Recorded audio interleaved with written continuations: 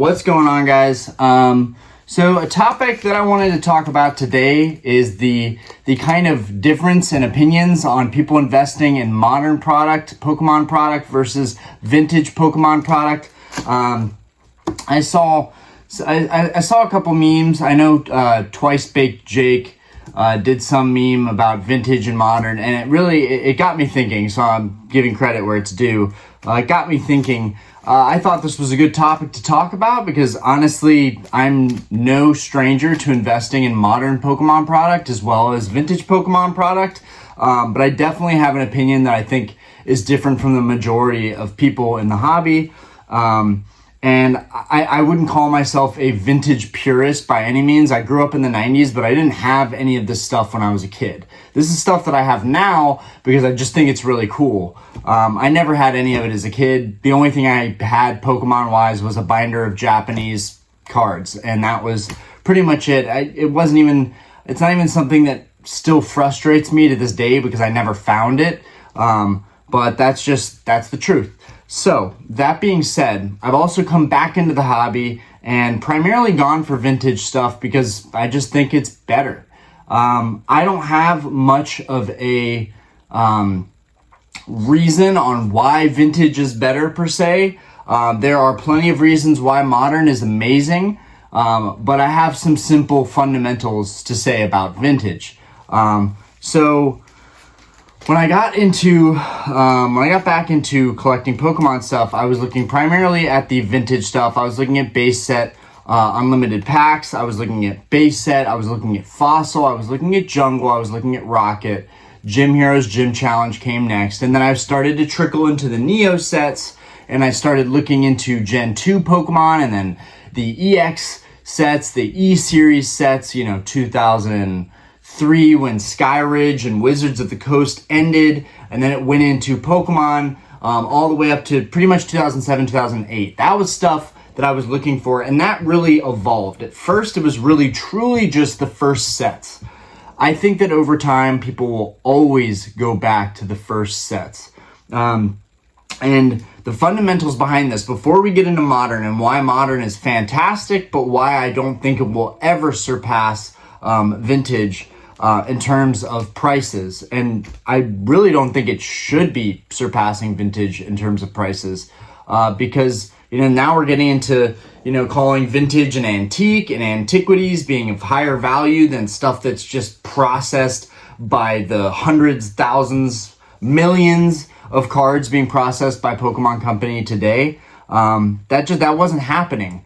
Back when Wizards of the Coast had the printers running, that wasn't happening. The fundamentals are with vintage Pokemon in the sense that, one, vintage Pokemon cards are harder to find. You see less listings for them than you do for modern cards. Modern cards, you see the same listing for the same card. It could be an alternate art, VMAX or V.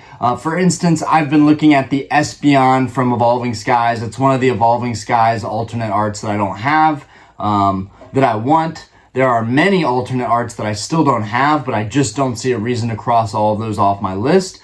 It's not something that's a priority to me. The priority is really completing my vintage sets and then moving into polishing up my modern sets because in the past year, I've decided that I was going to binder all of my sets ever, including my modern sets. So I actually have everything organized and bindered, which is really, really nice. Highly recommend it. But the vintage cards are, one, harder to find. Like that Espeon that I was just mentioning as an example.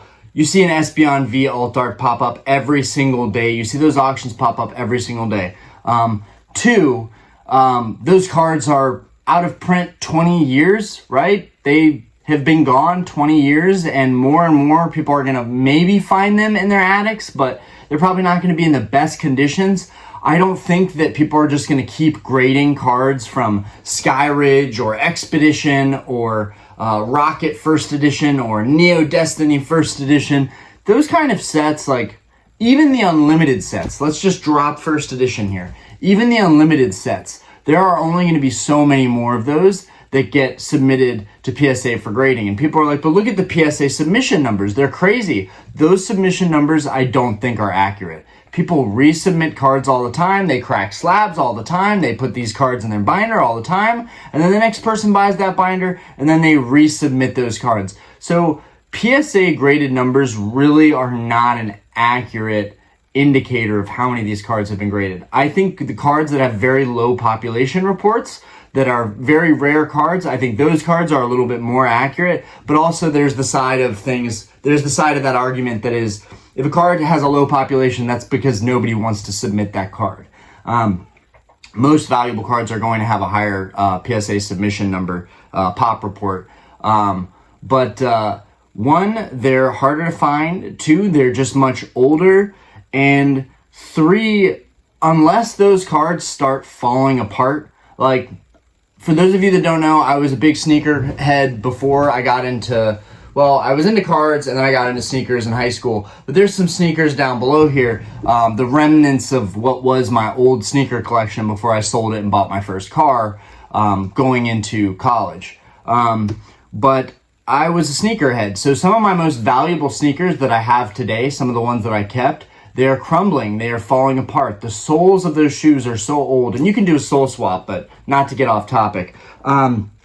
So what I mean to say is, unless vintage cards at some point start like fully separating and just falling apart, which I can't really say I can see that happening, because just of all the old sports cards out there that are still in perfect condition, even these old Western cards that I bought for my dad as a gift, he still doesn't know that I'm going to give these to him. I have a huge stack of these Western cards I got out of someone's collection, and even those cards haven't fallen apart, and those cards are from the 70s and the 80s and the 60s. So for the most part, I think cards are actually a very strong investment that's going to hold itself together. Literally, like the physical part of the cards is going to hold itself together, unlike the sneakers that I invested in, which fell apart ultimately. And I don't think it's going to happen to all sneakers. Maybe they're using a different product now to keep the sole of the shoe stuck to the fabrics of the shoe. But anyways, off topic. Unless the cards are going to fall apart, I cannot see why they would ever fall in value and be worth less than modern down the road. Now, one thing I do see is that modern is going to appreciate a lot faster, right? Modern is more relevant and vintage is more irrelevant. A lot of the OG collectors, a lot of the old heads, a lot of the people that are going to be 90s babies, 80s, grew up around this, there's going to be less and less of them. And a lot of the young people getting into the hobby, a lot of the people that are competitive in the hobby are going to be playing the game. They're going to be talking about it. And so for that reason, I do think modern is going to indefinitely have a bigger crowd.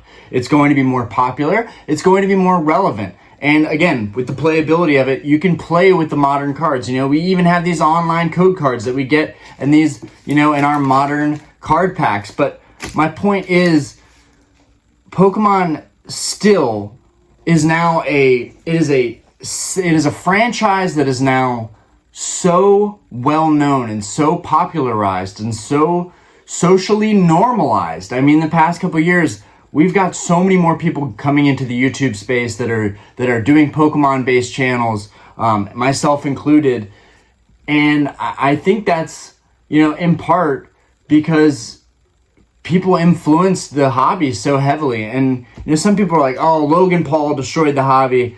I mean, say what you will about Logan Paul. I'm not a Logan Paul fanboy by any means, but I also don't hate the fact that we had someone who was very popular on the internet at the time, who made the hobby more recognized. The prices went up, the market skyrocketed, and people got caught in that, myself included. So in some ways I should be like, oh, screw that guy, he's the reason I paid so much. But there are so many variables to this stuff, guys. We can't pin anything on like any one person from a year or 2 years ago for wearing a Charizard and doing these big videos talking about first edition Pokemon cards. That's, that's its own thing. But I think it's awesome how popular the hobby has become, not only for players but also for collectors. And I've learned so much in doing this that I've really grown to enjoy it overall. So I'm very thankful for more popular, influential people kind of showing me that this hobby was really, really popular. I'm not saying that I can't make up my mind for myself. I'm just saying we saw somebody that a lot of people thought was cool, a cool person that was getting into the hobby and wearing a Charizard and a Beckett 10, with diamonds on it. I mean, come on. It's kind of cool. But not to get away from this topic, I just think that modern Pokemon cards, there's such a high print number of all of these cards. I mean, and also the quality and the texturization of these newer cards, it's fantastic. But honestly, if you know your cards well, you cannot tell me that the Umbreon, the Moonbreon Evolving Skies alternate art looks better or is ever going to be worth more than the Skyridge Umbreon. You can't tell me that. I wouldn't believe it. Even the Neo Discovery first edition Umbreon, like these are cards that I think might be sitting at 10K right now in a PSA 10, and maybe they're never going to move too much far north of that. But I don't agree with that. I think that they've moved as much as they're going to move in the past couple years, but there will come a time again where those cards go up significantly in price again. Right now, Pokemon, I feel like people are rotating out of Pokemon. I've talked about this before.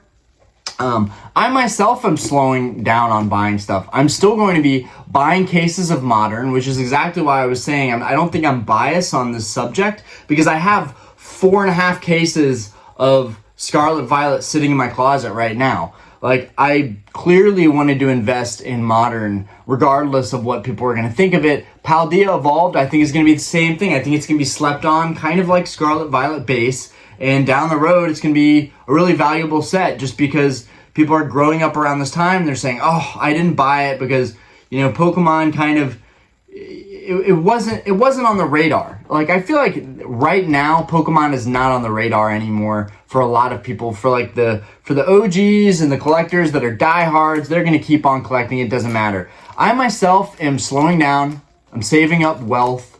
I'm putting money in a money market account. I'm saving up for retirement. I'm really looking out for my family, honestly. And that's another thing. It's really hard to do videos as consistently as I was. Is my baby girl is getting older. She's almost 2 now.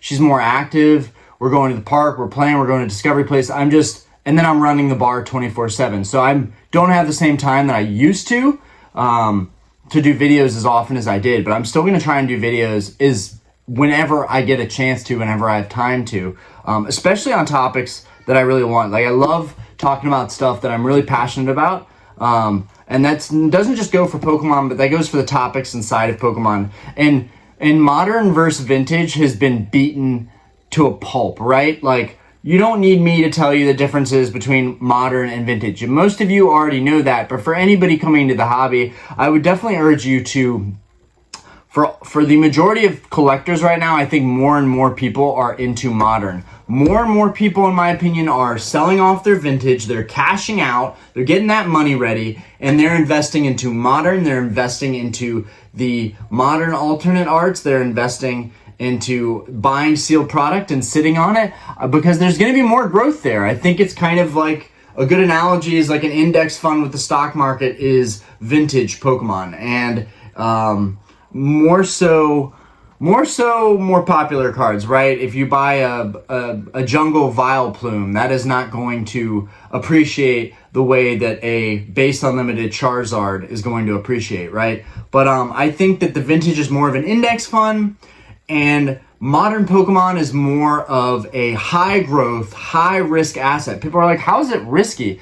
It's still risky. You're still putting $100 now is the now new minimum. You are not going to get a booster box. I mean, you might, but from what I can see in the market, you're not getting a booster box for $80 anymore. Those days are behind us. But you can still get a booster box for $100 or $103, which is going to look probably cheap in a couple of years. One of the main reasons that I'll be investing in Scarlet and Violet. What was I adding to that? But yes, I think that the risk is there because you're going to be spending, just my Scarlet Violet cases, for example. That's $3,000 right there, give or take. Maybe like $2,700, $2,800, something like that. Maybe $2,600. I don't know, but it was a lot of money for me when I pulled the trigger on those. And I was like, is this the best choice? Are people going to be moving out of the hobby? But if you are a true collector, and I'm not saying that you have to buy this stuff to be a true collector, but what I'm saying is if you truly love the hobby and believe in it and believe in this franchise, what worries do you have on investing in this stuff? You shouldn't have much of any. Also, down the road, if these boxes do go up in value, it could be a lot of fun to open one of them down the road when it's so much more value and it's just more exciting, Right now, when people open a box of Scarlet Violet base, it's like, the next set Paldea is coming out soon, and then before we know it, once that drops, we're already going to have a leak on the next set if we don't already have a leak on that.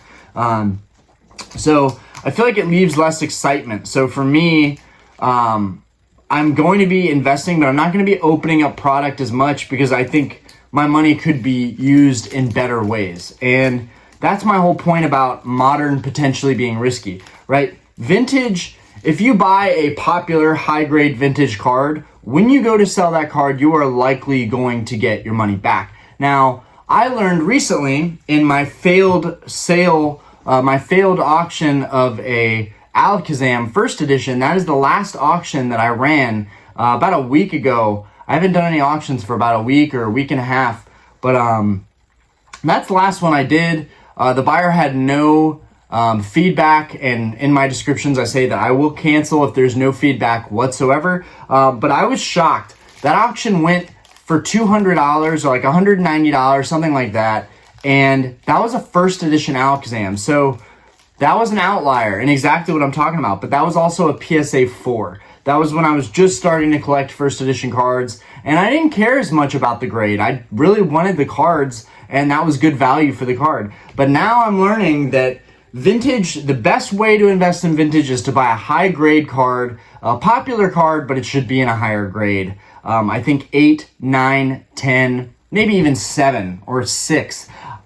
Pretty much anything above 5, I feel like, is usually where people bite more. And I think that's more of an index. I think it's more stable. But I just can't see those cards coming down in price because they're so hard to find. Whenever I see a Skyridge holo, like a popular one like Umbreon or Gengar or Gyarados, or I see an Aquapolis holo like Tyranitar, I mean, of course, those are more outliers because they're more popular, and it doesn't speak for the vast majority of, vintage. But the same can be said of modern. There's so much garbage in modern. There's so much trash cards in modern. Like, there's so many. I'm not dissing modern by any means. I'm just saying, you guys know what I'm talking about. There's a lot of fluff. There's a lot of filler in every set. There's filler. And I feel like you have less of that filler in the older sets. And maybe that's obvious to most of you, but that's because the older sets were smaller. Now the sets are massive. The 200 card sets, ridiculous. But that's just the way things are now. So I think if you're looking for sealed investment opportunities, I think that modern's a great way to go. But I still feel that when you're buying singles right now, if you're patient, modern singles are going to come down. Now, again, you have the outlier cards. You have the cards that are extremely popular, like the Moonbreon. I bought that card for $550. Right now, in a 9, that card is about $550, maybe 500 flat, I think, in a 9, which is really great because I know the one that I have would either get a 9 or a 10. That card, I don't feel like is going to go down that much. It doesn't matter how many are out there. Just people are hype about that card. So I don't think that hype is ever going to die down. But I think there's a lot of alternate arts that are going to be forgotten about. One that, again, that I just looked into was the Espeon from Evolving Skies. And I was amazed to see that you could get a 10 for like $150, $120 to $150.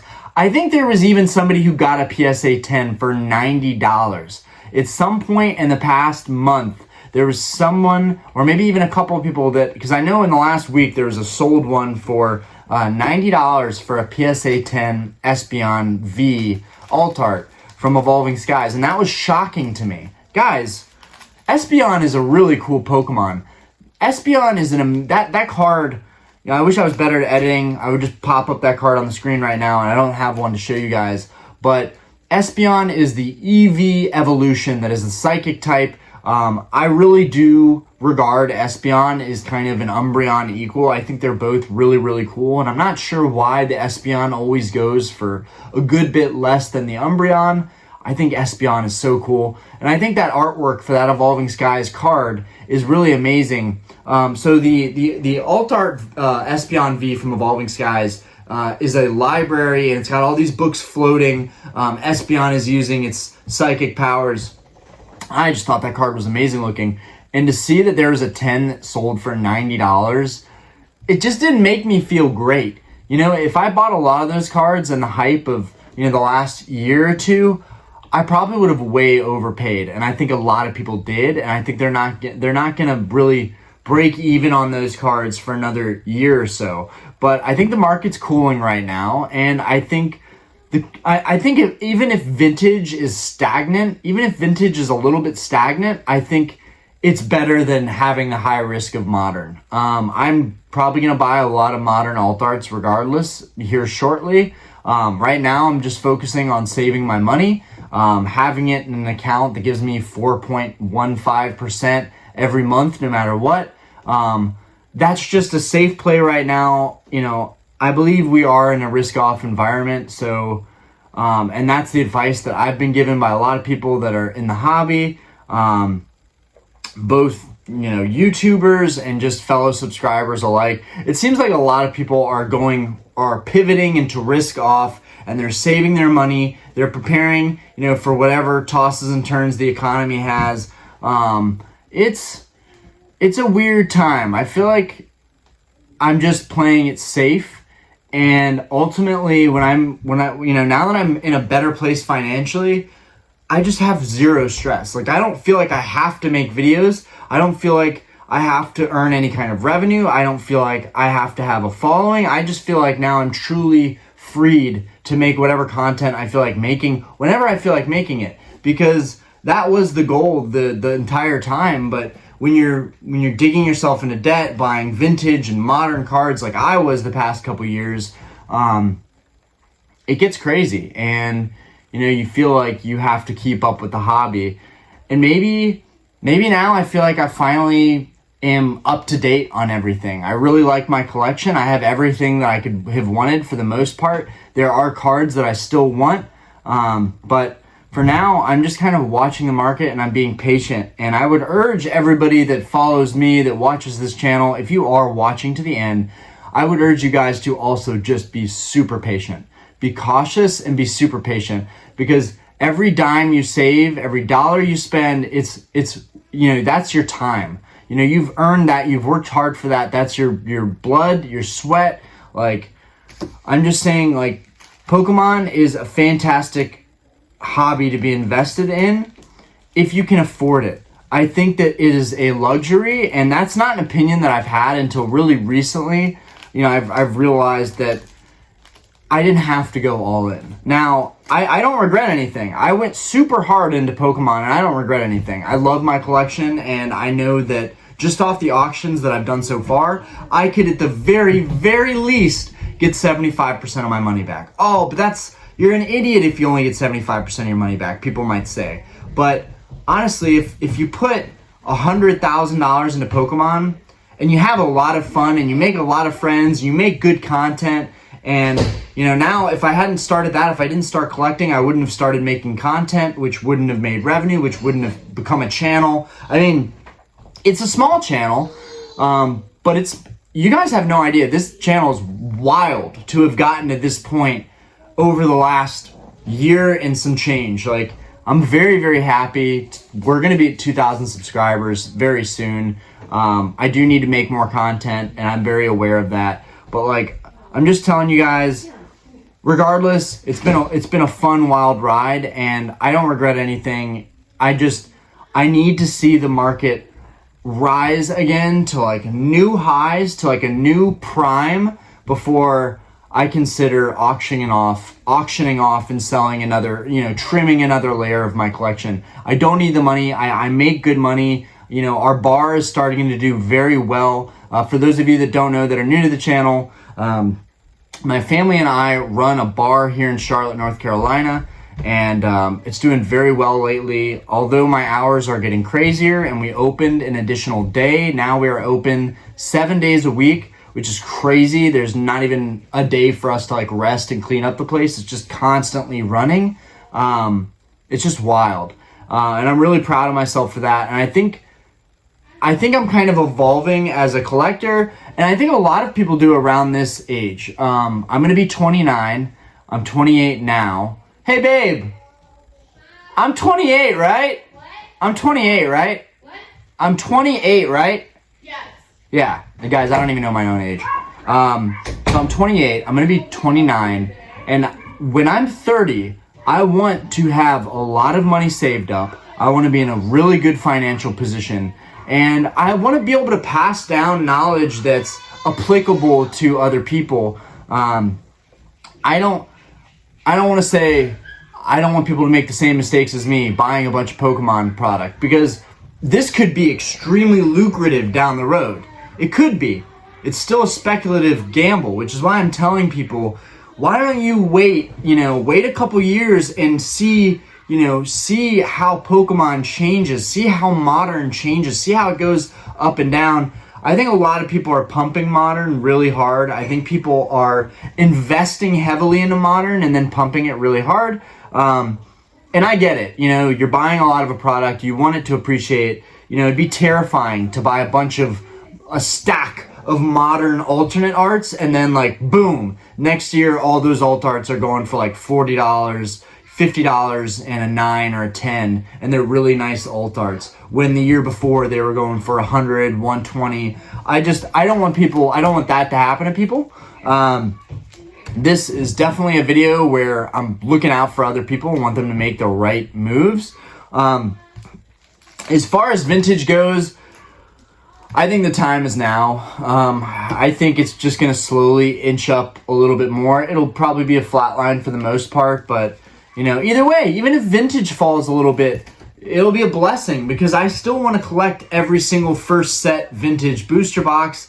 I still want higher grades of my first edition base set. There's a lot that I want to work on. There's a long time it's going to take me to get my collection where I truly want it, but that's the thing.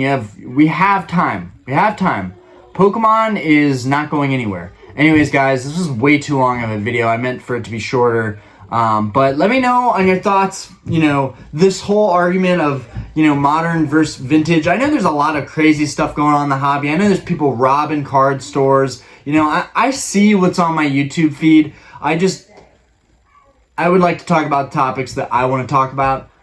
So you guys, let me know what you think about Modern. Is it going to go down? Is it going to be kind of stable? Do you think it's only going up? It's just straight rocket ship up to the moon. I want to hear what you guys think, regardless of what my opinions are. I'm a big vintage head. I think I will always be a vintage head, but I love Modern too. And I think the whole evolving of Pokemon cards into alternate art cards is amazing, and there's a lot of credit that needs to be given and due to Pokemon for that. Sun and Moon era, we saw those alternate arts coming out of the woodwork, and I kind of missed that boat. That's fine. I was primarily focused on collecting my vintage sets, and I wouldn't change that for anything. And I've learned a lot about vintage because of that. But I really personally would like to have almost like all of the good alternate art cards, you know, going back to Sun and Moon, which I don't have any right now. I have a lot of alternate arts from Sword and Shield, but yeah, I think alternate arts are a really cool shift, and I could be wrong. Alternate arts could surpass, you know, some of the more valuable vintage cards, you know, especially with growth, especially with appreciation. But I just think price-wise, you know, antiquities-wise, you're never going to get a card that's more valuable and more rare than the vintage cards. I'm not saying the first edition Charizard is the rarest card in the world, and I've been needing to do a video on my first edition Charizard investments. I have 2 first edition Charizards and 5s, and they are holding up really, really well. So I need to do an update video on that. I'm not saying that's the rarest card in the world. I'm just saying it's going to be really hard to surpass OG cards like that are just incredible. 2 on my mind that I really, really want to get my hands on are the Skyridge Umbreon, the Skyridge Gengar, the Aquapolis Tyranitar, and the Aquapolis Crystal Lugia, and the Skyridge Crystal Charizard. Like, oh, I need those cards. But I'm being good, and I'm saving my money, and I'm really, really happy about that. I'm psyched about it. I also hit the gym today, which I hadn't done in like a week. So I'm like trying to figure out my new routine as far as managing the bar and doing YouTube and having a family. You guys can hear my 2-year-old girl. She's calling my name right now. So it's time to go because we're going to have a family day. Anyways, peace out, guys. Thanks for watching, and I appreciate you guys for the support and the love. I really can't wait to see where this channel goes in the future. Deuce, deuce.